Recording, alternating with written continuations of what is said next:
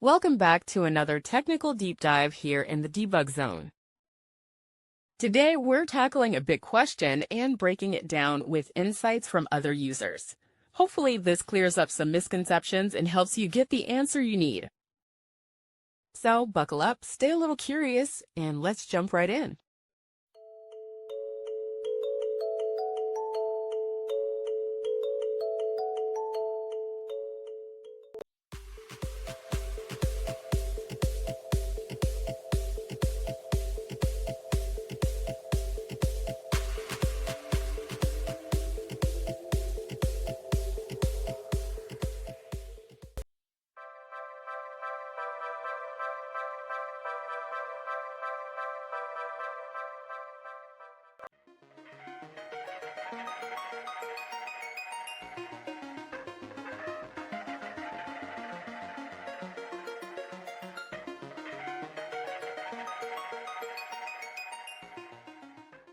And that's a wrap.